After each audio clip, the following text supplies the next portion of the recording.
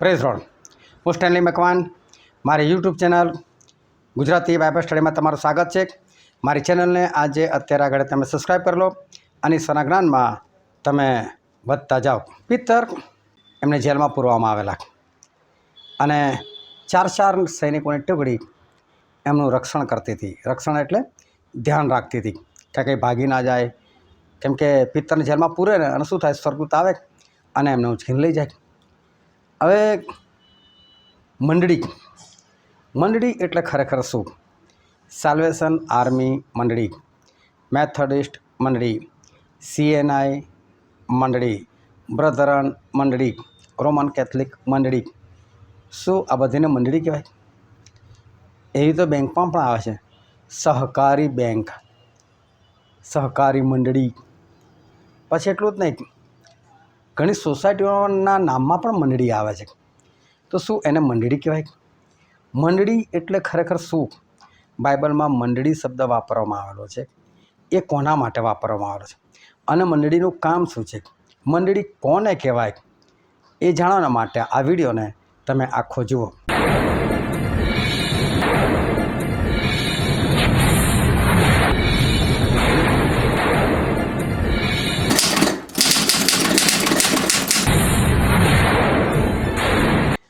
રોજ વોટ્સએપ પર 10 સવાલ પૂછવામાં આવે છે। આજે છે તારીખ 14 ઓક્ટોબર 2025 અને આજના જે સવાલો છે એ સવાલોની સમજૂતી આ વિડીયોની અંદર છે। તમે ધ્યાનથી સ્કીપ કર્યા વગર આ વિડીયો જોતા રહેજો। અને પહેલો સવાલ છે કે ઈસુએ સાઉલને દર્શન આપીને શહેરમાં કોના ઘરે મોકલ્યો? હવે શું હતું કે પ્રભુનો પહેલો શબ્દ ખાલી એટલો આવે છે કે શાઉલ ઉઠ અને શહેરમાં જાગ અને ત્યાં તારે શું કરવું એ તને કહેવામાં આવશે। એટલે જ્યારે પ્રભુ ઈસુનું દર્શન થાય છે અને પ્રભુ ઈસુ સાથે શાઉલની વાતચીત થાય ત્યારે પ્રભુ ઈસુ એને કોઈ નામ નહોતું આપ્યું કે તારે ફલાણાના ઘરમાં જવું, પરંતુ અનાના નામનો એક સેવક છે, તો એ સેવકને પ્રભુ દર્શન આપીને કહે છે કે ઉઠ અને પાદરા નામના રસ્તામાં જા અને ત્યાં યહૂદિયાના ઘરમાં જા કે છે।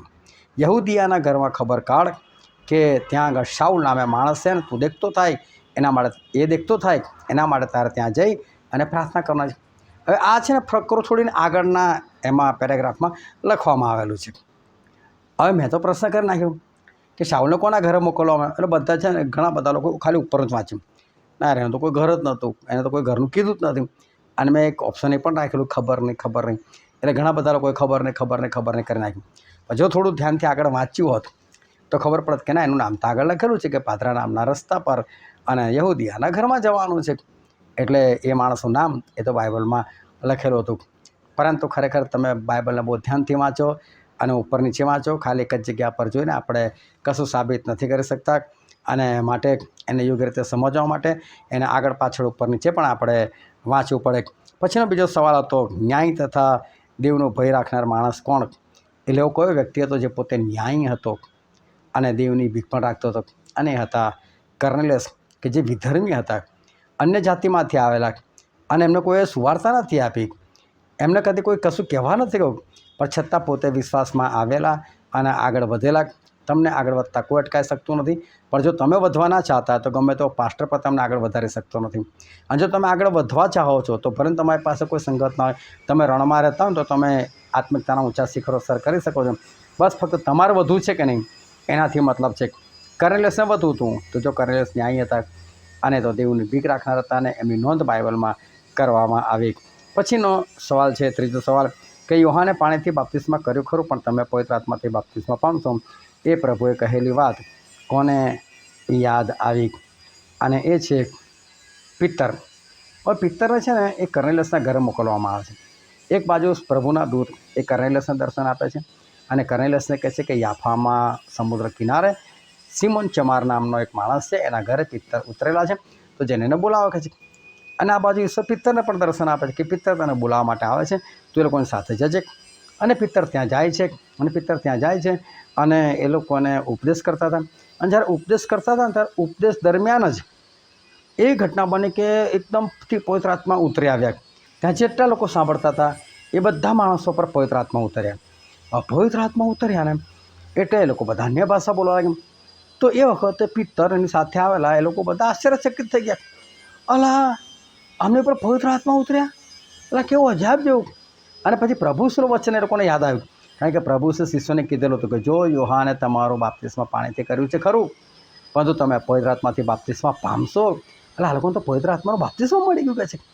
એમ કરી પિત્તર એ વસ્તુ એ યાદ કરે છે કે પ્રભુએ આવું કીધેલું. એ વાત આજે આ જગ્યા પર પણ સાચી પડી છે. પછીનો પ્રશ્ન છે કે મંડળી કોને સારું આગ્રહથી પોતાની પ્રાર્થના કરતી હતી. હકીકતમાં ઈશ્વરની પ્રાર્થના કરતી હતી, પરંતુ મેં ગાડી લખી નાખ્યું પોતાની. અને અમુક જણાએ એમાં થોડી ભૂલ કરી નાખી વાંચવામાં અને સમજવામાં, અને લોકોએ લખી નાખ્યું કે પિત્તરને સારું, પરંતુ એનો જવાબ આવે કોઈને સારું નહીં. પોતાની પ્રાર્થના થોડું કોઈ કરતું હોય.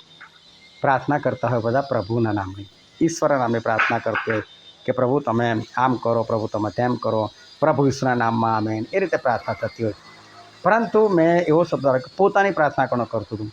હવે હું મારી જાતને થોડું પ્રાર્થના કરું, પણ બસ ફક્ત ધ્યાનથી બાઇબલને વાંચવાની સમજવાની બહુ જ જરૂર છે. અને આ મારો પ્રયાસ છે કે બધા લોકો ધ્યાનથી બાઇબલ વાંચે, સમજે, અનેક એક શબ્દનું ધ્યાન રાખે, એક એક ગાનો માત્રનું ધ્યાન રાખે. એવી મારી ઈચ્છા છે કે જેથી કરીને કોઈ પણ ગેરસમજણ લોકોની અંદર પ્રવેશ ના કરે. હવે શું થયેલું કે પિત્તરને આ લોકોએ જેલમાં નાખેલા હતા, અને સિપાહીઓની ચારની ટુકડી વારા ફરતી એમનું ધ્યાન રાખતી હતી. એટલે કે આ ભાગી ના જવો જોઈએ, કારણ કે એની પહેલાં પણ છે ને પિત્તરને જેલમાં પૂરેલા. તો શું થાય છે કે સ્વર્ગદૂત આવે છે અને એને દરવાજા ખુલ્લા કરીને પિત્તરને એને યુહાને છોડાઈને લઈને જતા રહે છે. આ લોકો સવાર કહો જાઓ પેલા પિત્તરને બોલા પકડી લાવો કે છે, જેલમાંથી કાઢી લાવો કે છે. જેલમાં ગયા તો જેલના તાળા આંખ બંધ, સિક્યુરિટીવાળા પણ બરાબર પહેરો પડતા, તો પિત્તર જ ગાયબ અંદરથી બોલું. એટલે આ તો શું કર્યું કે પેલી બીડી છે ને એક ભાગ પિત્તરના અહીં હાથે, અને બીજો ભાગ છે ને એક સિપાહીના હાથે. પછી આ હાથ એ તો બીજો સિપાહી, એક પગ બીજો, ત્રીજો સિપાહી એક પગ, ચોથો સિપાહી. આ ચાર સિપાહી બીડીઓ બાંધીને, કેમ કે પિત્તર સહેજ બી હલચલ કરે ને તો બીડીનો અવાજ આવે, એ તરત આ લોકોને ખબર પડી જાય અને જાગી જાય ને પિત્તરને ખસવા ના દે. એટલે જોરદાર ચોકી પહેરો આ લોકોએ રાખેલો હતો. આ પોતાનો સેવક અમારો આગેવાન એ જ્યારે જેલમાં છે, તો પછી મંડળી લોકોએ શું કરવું? તો મંડળીના લોકો એ આગ્રહથી પિત્તર માટે પ્રાર્થના કરતા હતા, પ્રભુ પિત્તરને છોડાવો, પ્રભુ પિત્તરને છોડાવો, પ્રભુ પિત્તરને છોડાવો. મંડળી એટલે હું તમને કહું કે પ્રભુ કદી પણ પોતાના શિષ્યોને મંડળી નથી કીધું. પરંતુ શું થયું કે જે દિવસે 50માના દિવસે 120 લોકો જ્યારે એક જગ્યા પર લોકો ભેગા થયેલા હતા, અને એક જગ્યા પર ભેગા થયેલા હતા અને લોકો પ્રાર્થના કરતા હતા, ત્યારે પવિત્ર આત્માથી લોકો ભરપૂર થયા. અને પવિત્ર આત્માથી ભરપૂર થનારા હતા 120 લોકો. અને હું તમને બાઇબલમાંથી આ બધા વચનો તમને વાંચીને બતાવું છું. જો પ્રેતના કૃત્યો તેનો 1 અધ્યાય 14 અને 15મી ક્રમ. એ સગળા સ્ત્રીઓ સહિત તથા ઈસુની મા મરિયમ તથા તેના ભાઈઓ એક ચિત્તે પ્રાર્થનામાં લાગુ રહેતા હતા. તે દિવસોમાં ભાઈઓની વચમાં તે વખતે આશરે 120 માણસો ભેગા હતા. આ લોકો બધા 120 લોકો હતા, જે લોકો આગ્રહથી એક મને એક ચિત્તે દેવની પ્રાર્થના કરતા હતા કે અમને પવિત્ર આત્મા આપો, અમને પવિત્ર આત્મા આપો. અને બીજા અધ્યાયમાં હું વાંચું છું એની 1 થી 4 કલમ. 50માનો દિવસ આવ્યો તે વખત તેઓ સર્વ એક સ્થળે એકઠા થયા હતા. ત્યારે આકાશમાંથી એકાએક ભારે આંધીના ઘૂંઘવાટ જેવો અવાજ આવ્યો, અને તેઓ જ્યાં બેઠા હતા તે આખું ઘર ગાજી રહ્યું. અગ્નિના જેવી છૂટી પડતી જીભો તેઓના જોવામાં આવી, અને તેઓમાંના દરેક ઉપર એક એક બેઠી. તેઓ સર્વ પવિત્ર આત્માથી ભરપૂર થયા, અને આત્માએ જેમ તેઓને બોલવાની શક્તિ આપી તેમ તેઓ અન્ય ભાષાઓમાં બોલવા લાગ્યા. આ બધા લોકો પવિત્ર આત્માથી ભરપૂર થયા. એના પછી શું થયું કે અમુક લોકોએ મજાક કરી કે આ લોકો તો કોઈ નવા પ્રકારનો દારૂ પીને આવ્યા છે.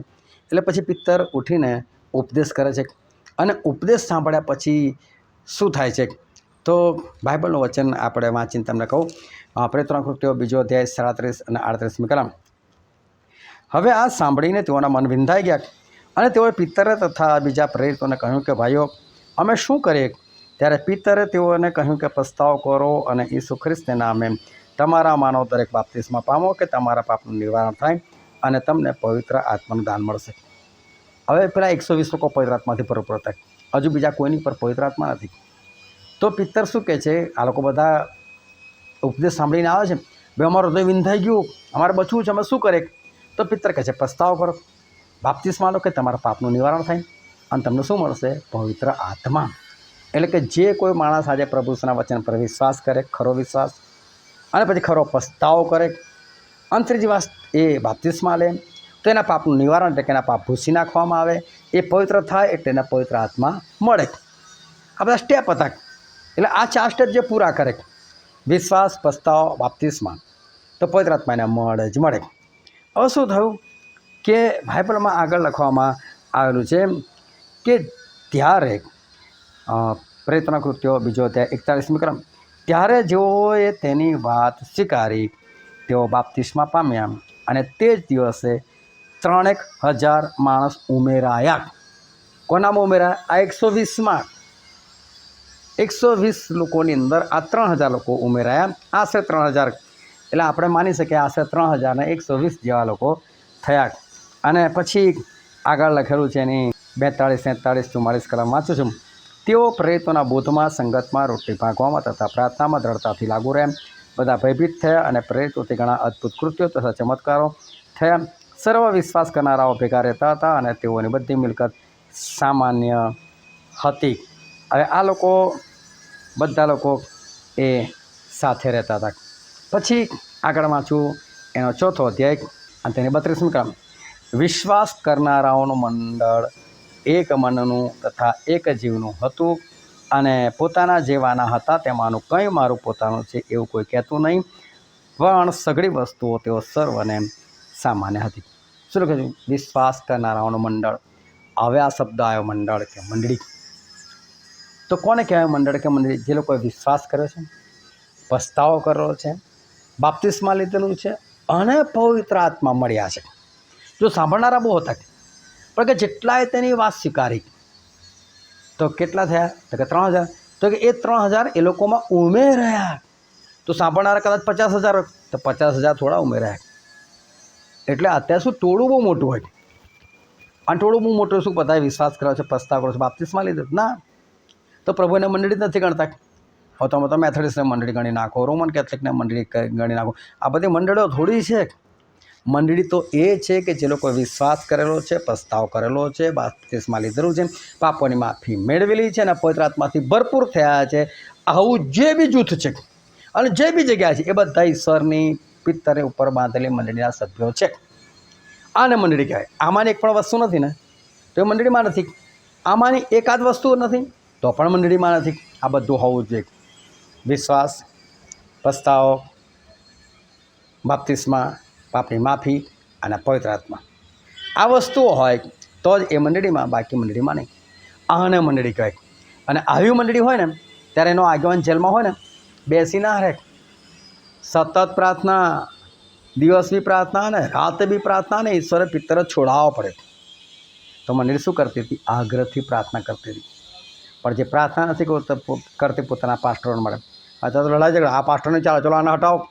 અમુક જણા પાસ્ટરના ચમચા હોય, અમુક જણા બીજી વિરોધીઓના ચમચા હોય, બે પાર્ટીઓ લડે, પોલીસ કેસ થાય, મારામારી થાય. અને મંડળી થોડી કહેવાય ભાઈ, એને મંડળી ના કહેવાય. જમીનો વેચે ખાઈ જતી હોય એને મંડળી ના કહેવાય. સંસ્થાઓ બંધ થઈ જતી હોય એને મંડળી ના કહેવાય. તમને ધમકી આપવામાં, તમારું નામ કાઢી નાખવામાં આવશે જો બીજા પાસ્ટરને બોલાવશો, આને મંડળી ના કહેવાય. મંડળી એટલે વિશ્વાસ, પસ્તાવો, બાપ્તિસ્મા, પાપોની માફીને પવિત્ર આત્મા પામેલા, આ 5 વસ્તુ જેના જીવનમાં પૂરી થવાય એ મંડળી. આમાંની કોઈ વસ્તુ તમારામાં પણ નથી ને તો તમે પણ મંડળીમાં નથી. એટલું યાદ રાખજો ભાઈ. જલ્દીથી આ વસ્તુ પૂરી કરો અને તમે મંડળીના ભાગીદાર બનો. કારણ કે આ પૃથ્વી પરની મંડળીઓમાં નામ હશે પણ ઈશ્વરની મંડળીમાં નામ નહીં હોય. કારણ કે શું કહે છે? જીવનનું પુસ્તક ખોલવામાં આવ્યું અને તેમાં જેનું નામ માલુમ પડ્યું એને સ્વર્ગમાં લેવામાં આવ્યો, અને જે કોઈ નોંધેલું માલુમ ના પડ્યો એને નરકમાં નાખવામાં આવ્યો. ત્યાં તમારું નામ હોવું જોઈએ. જીવન પુસ્તક એટલે ઈશ્વરની મંડળીના લોકોના નામ, ત્યાં તમારું નામ હોવું જોઈએ, તો તમે બચી શકો. અને માટે ધ્યાનથી સમજો કે તમે આમાં આવ્યા છો ઈશ્વરની મંડળીમાં.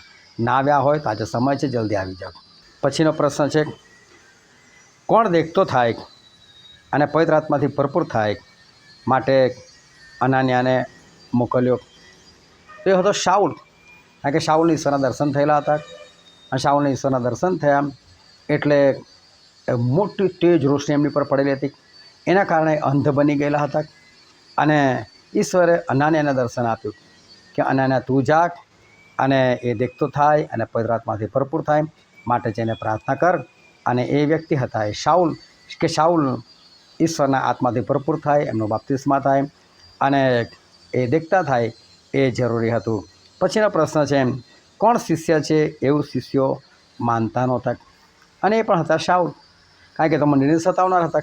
હવે તમે વિચાર કરો, અચાનક કોઈ દારૂડિયો, કોઈ જુગારીઓ, કોઈ મારફાડ કરનારો અચાનક ઈશ્વર માજાની ઈશ્વરના વાતો પ્રગટ કરવા લાગે તો જેને બધું ખબર ના હોય એ તો એવું છે આ થોડો હોય, લોકો માનવા ના તૈયાર થાય. હવે શિષ્યો તો ભયંકર સતાવણી સાઉલ દ્વારા જોયેલી હતી. સાઉલે તો સ્ટીફનને પણ મારી નાખાવેલો. હવે આવી ભયંકર બધી સતાવણી જોયેલી હોય જે લોકોએ, અને એ જ વ્યક્તિને આ લોકો ઈશ્વરનું નામ પ્રગટ કરતા જુઓ તો કઈથી વિશ્વાસ આવે? એ લોકોનું કે ના યાર આ શિષ્ય નથી ભાઈ, આ બરાબર નથી લાગતો, આ કંઈ આનો ઢોંગ લાગે છે. આ રીતે આ વિશ્વાસીઓ સાથે મળી જવા માગે છે, અને આ રીતે વિશ્વાસીઓ સાથે મળીને આ તો આપણને પકડાઈ દેશે. બની શકે આવું થાય. એટલે આ લોકોને તો એવું લાગતું હતું કે આ શિષ્ય નથી. એટલે શિષ્યોને જ નથી ખબર પડતી કે આ શાઉલ એ તો ખરેખર શિષ્ય બની ગયેલો છે. પછીનો પ્રશ્ન છે, કોણ પક્ષપાતી નથી? અને એનો જવાબ હતો દેવ. ઈશ્વર એ પક્ષપાતી નથી. પક્ષપાતી એટલે એકનો પક્ષ કરો, એકના પક્ષમાં આ બરાબર આ બરાબર, પછી ભલે ખોટું હોય તો પછી આ બાદ નહીં જોવાનું. ઘણા મા બાપ એવા હોય કે લોકોને એક બાળક બહુ પ્રિય હોય, બીજા બાળક ના પ્રિય હોય. તો જે પ્રિય છે ને એને ગમે તેટલી ભૂંડાઈ કરેલી હોય ને ગમે એટલું ખોટું કહે તો ના આજ બરાબર બોલો, તમે લોકો ખોટી રીતે એને હેરાન કરો. આવી રીતે થતું હોય એને કહેવાય પક્ષપાત. પણ તો આપણા ઈશ્વર છે ને પક્ષપાત નથી કરતા. અને આવું કેમ લખવામાં આવ્યું ખબર? કે યહૂદીઓ શું સમજતા હતા કે તારણ યહૂદીઓમાંથી છે. એટલે યુહાના 4 અધ્યાયમાં પણ લખ્યું કે તારણ યહૂદીઓમાંથી છે. આ લોકોને એવું કે યહૂદીઓ સિવાય તો કોઈ તારણ જ નથી પામવાનું. તમે આજની તારીખમાં જુઓ કે આજની તારીખમાં તમે જો દરેક ધર્મના લોકો પોતાના ધર્મનો ફેલાવો કરશે. યહૂદી કદી પોતાના ધર્મનો ફેલાવો નથી કરતા. એ કદી તમને સુવાર્તા આપતા જોવા નહીં મળે.